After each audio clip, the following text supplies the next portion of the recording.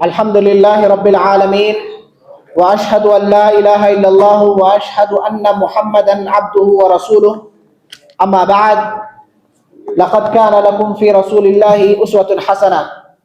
تمام قسم کی تعریف اللہ رب العالمین کے لیے لائق و سزاوار ہے۔ ہم اس بات کی گواہی دیتے ہیں کہ اس رب کے علاوہ کوئی عبادت کے لائق نہیں، اور اس بات کی بھی گواہی دیتے ہیں کہ محمد صلی اللہ علیہ وسلم اللہ کے برگزیدہ بندے اور اس کے رسول ہیں۔ پیارے رسول صلی اللہ علیہ وسلم کی زندگی میں ہمارے لیے بہترین نمونہ ہے۔ آپ کے سامنے روز مرہ کی سنتوں کے حوالے سے گفتگو چل رہی ہے، تو اسی کے تحت آج کا درس سونے کی سنتیں۔ سب سے پہلے رات کی جو سنتیں ہیں، جو رسول اللہ صلی اللہ علیہ وسلم کی تعلیمات ہے، ان میں سے یہ ہے کہ آدمی رات میں سونے سے قبل گھر کے دروازے کو بند کر لے، جیسا کہ جابر رضی اللہ تعالیٰ عنہ فرماتے ہیں کہ رسول اللہ صلی اللہ علیہ وسلم نے فرمایا اطفئوا المصابیح اذا رقدتم وغلقوا الابواب وأوقوا الاسقیہ وخمروا الطعام والشراب، متفق علیہ۔ کہ رسول اللہ صلی اللہ علیہ وسلم نے فرمایا کہ جب تم سونے لگو تو چراغ بند کر دو۔ اسی طرح وغلقوا الابواب، دروازے، گھر کے دروازے بند کر لو۔ وَأُوقُوا الْأَسْقِيَةَ، اور جو پینے کے برتن ہے، مشکیزہ ہے، اس کو بند کر دو۔ وَخَمِّرُوا الطَّعَامَ وَالشَّرَابَ، اور کھانے پینے کی چیزوں کو ڈھانپ دو۔ تو اس حدیث کے اندر 4-5 تعلیمات ہیں جب انسان سونے لگے۔ ایک تو یہ ہے چراغ آدمی بجھا دے۔ پرانے زمانے میں لوگ دیا جلاتے تھے، کوئی چیز ہوتی تھی تیل وغیرہ، اس کے ذریعے دیا جلاتے تھے، جس سے اس بات کا خدشہ ہوتا تھا کہ اگر یہ جلتا رہے رات بھر تو کبھی کسی وجہ سے آگ لگ سکتی ہے۔ تو رسول اللہ صلی اللہ علیہ وسلم کی تعلیمات میں سے یہ ہے کہ آدمی چراغ کو بجھا دے۔ اور اسی طرح اگر کوئی لائٹ ہے جس سے خطرہ ہو سکتا ہے، ایسے لائٹ وغیرہ کو بھی بند کر دے۔ اور اسی طرح گھر کے دروازے کو بند کرنے کی تعلیم دی، اور پینے کی جو چیزیں ہیں جیسے پانی ہے، کوئی برتن میں رکھا ہوا ہے، اس کو بھی کہا ڈھانپ دو، اور کھانے پینے کی چیز اگر کسی برتن میں رکھی ہے اسے بھی ڈھانکنے کی تعلیم دی۔ اور اس کے بارے میں ایک اور روایت ہے کہ اللہ کے رسول صلی اللہ علیہ وسلم نے کہا وَأَغْلِقُوا الْأَبْوَابَ وَاذْكُرُوا اسْمَ اللَّهِ، کہ جب دروازہ بند کرو تو اللہ کا نام لے کر بند کرو۔ کیوں؟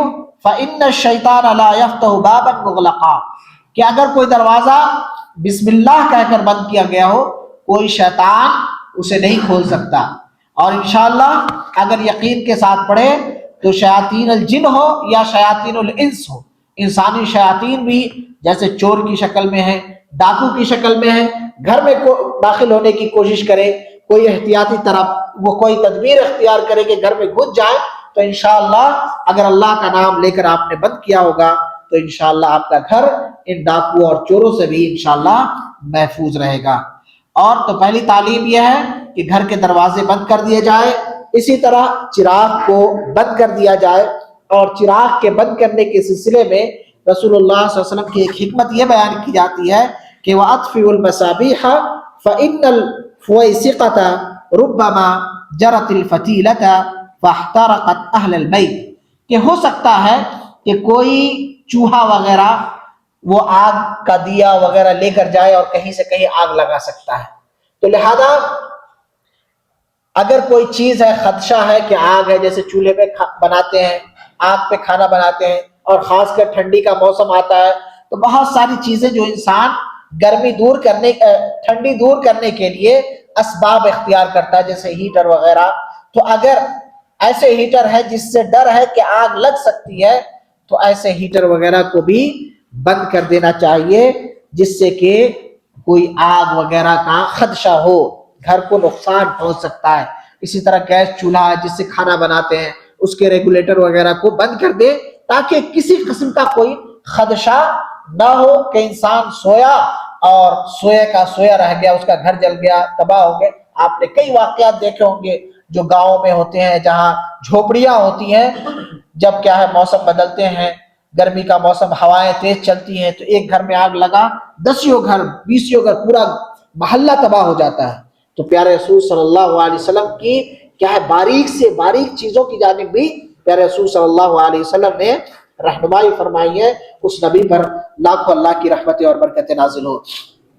اسی طرح پیارے رسول صلی اللہ علیہ وسلم کی تعلیمات میں سے یہ ہے کہ آدمی سونے سے پہلے وضو کر کے سوئے، سونے سے پہلے وضو کر کے سوئے، جیسا کہ برا بن عازب رضی اللہ تعالیٰ عنہ رسول اللہ صلی اللہ علیہ وسلم سے روایت کرتے ہوئے فرماتے ہیں کہ اذا اخذت مضجعک، کہ جب تم اپنے بستر کو پکڑنے لگو یعنی بستر پر سونے کے لیے جاؤ، فتوضا وضوءک للصلاۃ، جس طرح نماز کے لیے وضو کرتے اس طرح کر لو، ثم استجع علی شقک الایمن، پھر داہنے کروٹ سو جاؤ۔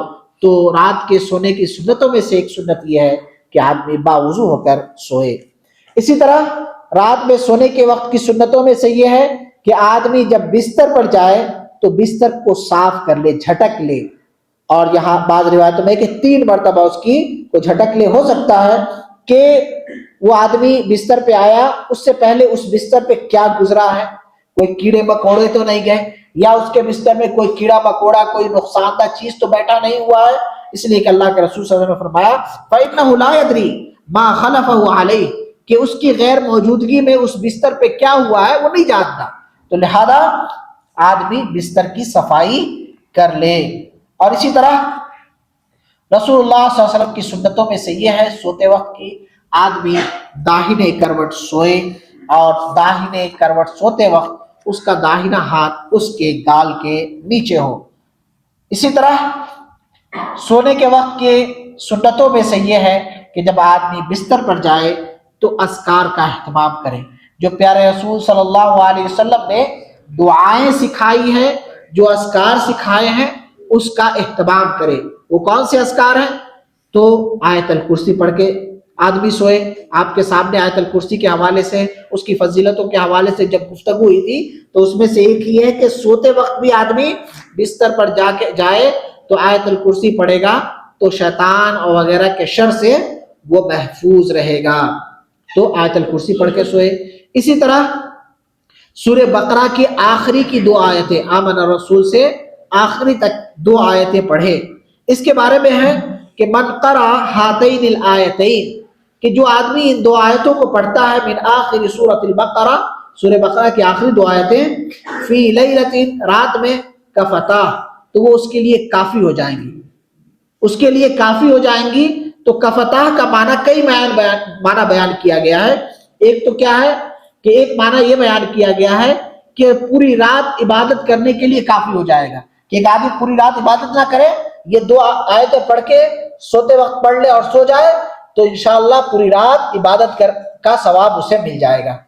ایک دوسرا معنی یہ ہے کفتاہ من الشیطان، کہ شیطان کے شر سے اللہ اس کے لیے کافی ہو جائے گا، اللہ اس کی حفاظت کرے گا۔ اور تیسرا ایک معنی بیان کیا گیا کہ ہر آفت ہر بلاؤں سے وہ محفوظ رہے گا، اور تمام معنی مراد لینے میں انشاءاللہ کوئی حرج کی بات نہیں ہے، اللہ تعالیٰ اس کو عبادت کا بھی اجر دے گا، اس لیے کہ قرآن کی آیتیں پڑھ کر سو رہا ہے، رسول کی تعلیم پر عمل کر رہا ہے، اور اسی طرح اسے شیطان کے شر سے بھی محفوظ رہے گا، آفتیں اور بلاؤں سے بھی انسان محفوظ رہے گا۔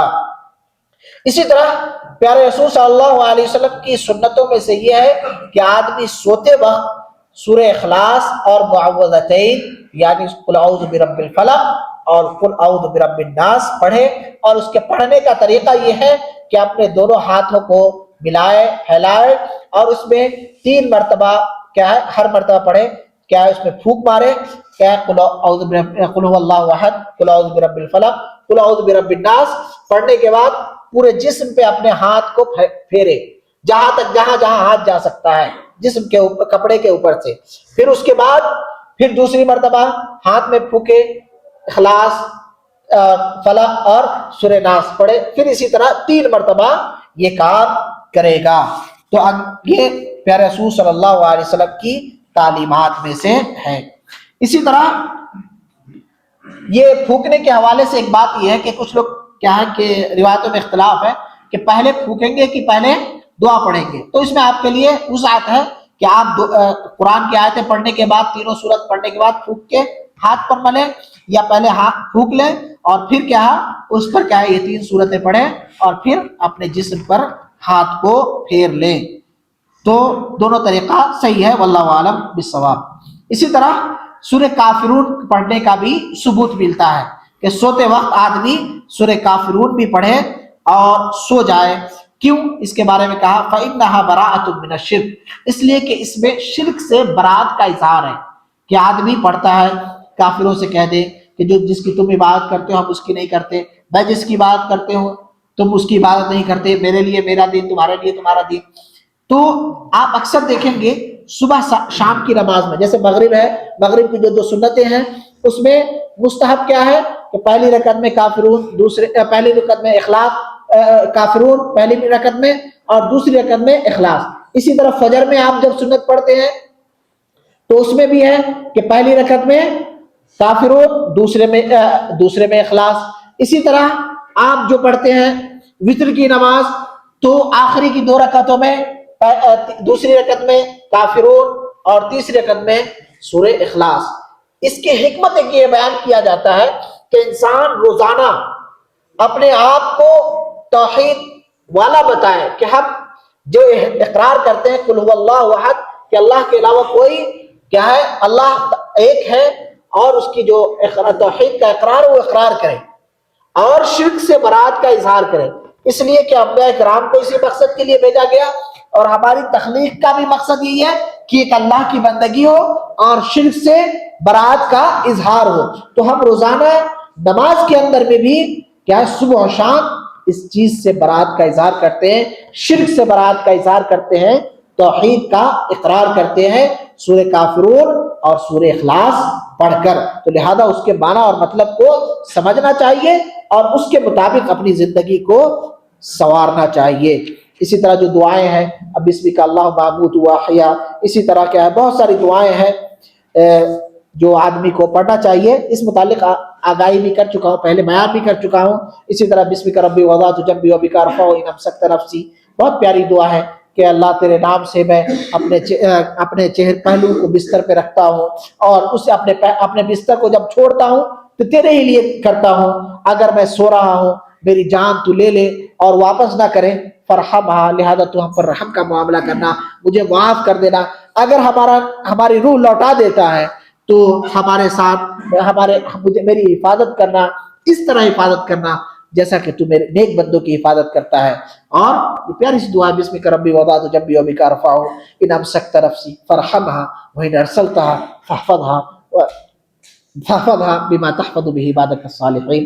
اور بھی بہت ساری دعا ہے. اللہم قنی عذابک یوم تبعث عبادک، کہ اللہ جس دن تو بندوں کو اٹھائے گا اللہ اس دن عذاب سے محفوظ رکھنا. اسی طرح روزانہ کی سنتوں میں سوتے وقت کی ہے کہ تسبیح فاطمی بھی جسے کہتے ہیں، 33 بار سبحان اللہ، 33 بار الحمدللہ، 34 بار اللہ اکبر، اور اس کا ہمیشہ اہتمام کرتے ہیں. اس متعلق حضرت علی رضی اللہ تعالیٰ عنہ کیا کہتے ہیں، دیکھیے کہ ما ترکتہ منذ سمعتہ من رسول اللہ صلی اللہ علیہ وسلم، کہ جب سے میں نے رسول اللہ صلی اللہ علیہ وسلم سے اس حدیث کے بارے میں سنا ہے کبھی نہیں چھوڑا ہے، کبھی نہیں چھوڑا ہے. تو کبھی کبھی بھائی لوگ سوال کرتے ہیں کوئی سنت کے بارے میں، کوئی مسائل کہ اس کو پڑھنا ضروری ہے کیا، نہیں پڑھیں گے تو نہیں چلے گا کیا؟ پہلی چیز یہ ہے کہ فرض جو بھی چیزیں کبھی معاف نہیں ہے، ہر حال میں اس کو پڑھنا. نفل عبادتیں بھی ہیں جو سنتیں ہیں پیارے رسول صلی اللہ علیہ وسلم کو، اس کو بھی کبھی نہیں چھوڑنا ہے. یہ سوال کرنا کہ پڑھ سکتے ہیں نہیں پڑھ سکتے ہیں، جیسے بھائی سوال کرے تو تک پڑھ سکتے ہیں چھوڑ بھی سکتے ہیں.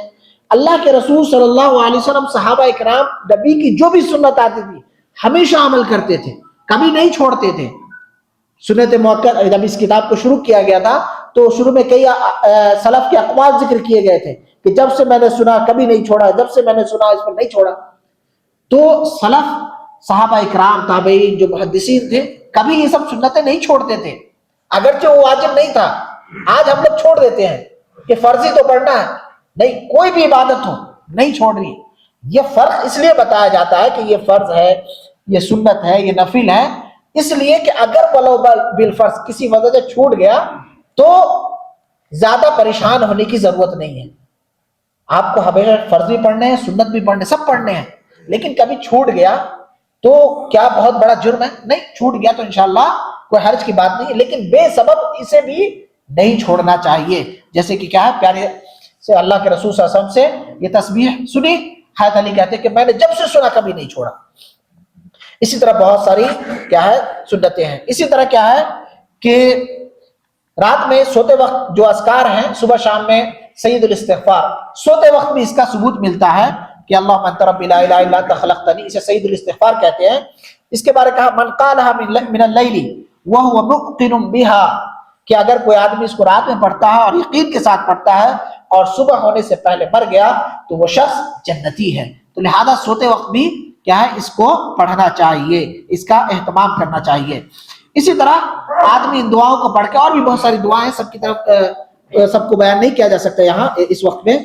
ایک اور کیا ہے کہ آدمی اگر رات میں سو گیا تو کبھی کبھی سویا ہوا ہوتا ہے تو خواب آتا ہے یا کبھی ڈر جاتا ہے، تو اس متعلق کیا ہے پیارے رسول صلی اللہ علیہ وسلم کی سنتیں؟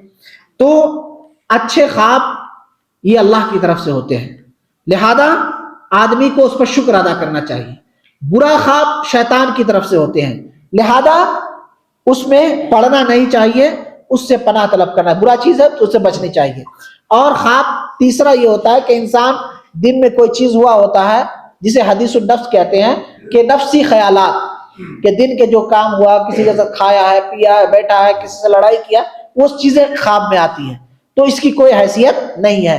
تو خواب تین طرح کے ہوتے ہیں، ایک کیا ہے بشارت والی ہوتی ہے، ایک شیطان والی ہوتی ہے، اور یہ ایک تیسری ہوتی ہے جو نفس کے خیالات ہوتے ہیں. تو اس متعلق کیا ہے پیارے رسول صلی اللہ علیہ وسلم کی کیا تعلیم ہے وہ آپ کے سامنے میں بیان کروں گا. آج کل دیکھا جاتا ہے کہ لوگ خواب دیکھتے ہیں تو بڑے پریشان رہتے ہیں، جبکہ ایسا نہیں ہونا چاہیے.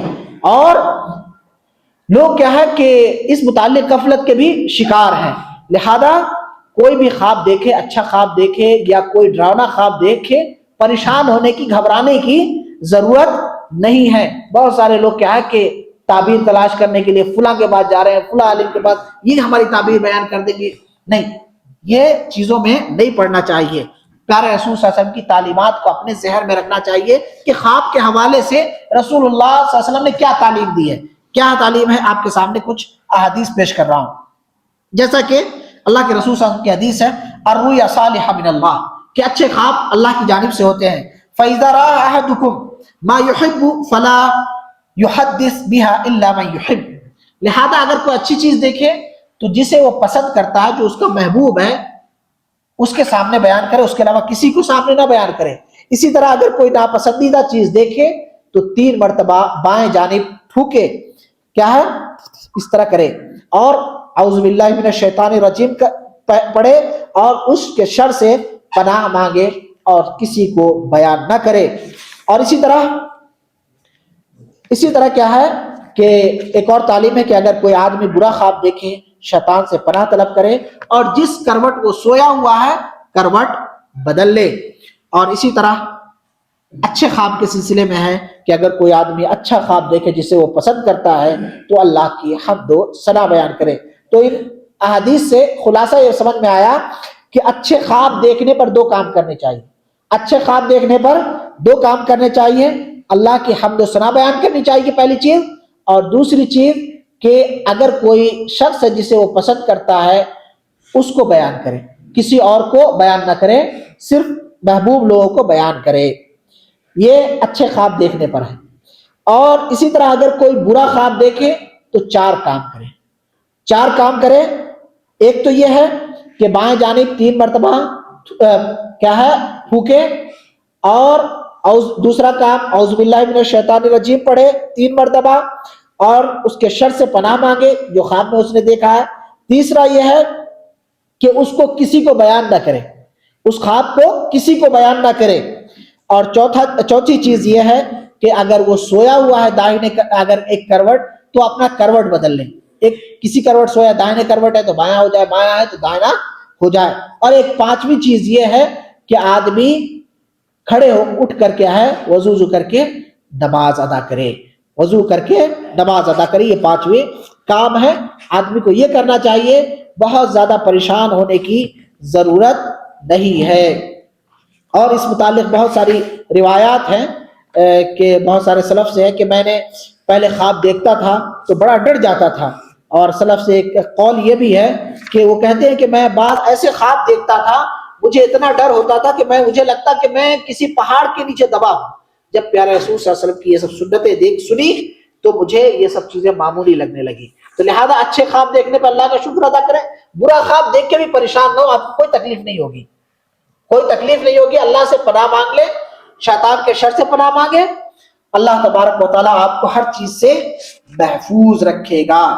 اور اسی طرح ایک اور آخری چیز رات کی سنتوں میں کہ اگر کوئی آدمی رات میں سویا ہوا ہے اور اسے خوف محسوس ہو رہا ہے، اچانک جاگ گیا، ڈر کے جاگ گیا، یا نیند ہوشیار ہو گئی رات میں، تو کیا کرے؟ ایک تعلیم یہ ہے کہ ایک آدمی رات میں کسی وقت اچانک جاگ جائے، اور جاگنے کے بعد بھی دیکھیے آج کے زمانے میں رات میں اٹھ کے دیکھتا ہے کہ واٹس ایپ پہ کیا میسج ہے، ایسا ہے، لیکن پیارے رسول صلی اللہ علیہ وسلم کی تعلیم دیکھیے کیا کہتے ہیں کہ من تعار من اللیل، کہ اگر کوئی آدمی رات میں جاگتا ہے، اٹھ جاتا ہے، فقال، اس کے اٹھنے کے بعد بھی کیا ہے؟ موبائل نہیں دیکھ رہا ہے، کیا کہہ رہا ہے؟ لا الہ الا اللہ وحدہ لا شریک لہ لہ الملک ولہ الحمد وہو علی کل شیء قدیر، الحمدللہ وسبحان اللہ لا الہ الا اللہ اللہ اکبر لا حول ولا قوۃ الا باللہ، ثم قال، یہ کیا ہے؟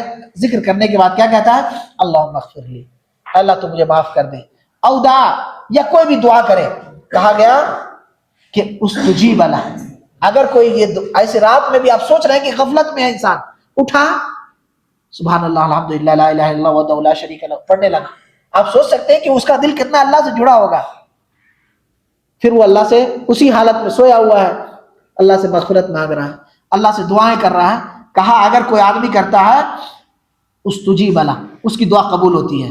فَإِن تَوَضَّأَ، اس کے بعد وہ وضو بھی اگر کر لیتا ہے، وصلی، اور نماز بھی ادا کرتا ہے، قبل الصلاۃ، اس کی نماز مقبول ہے، اللہ کے اس کی نماز مقبول ہے۔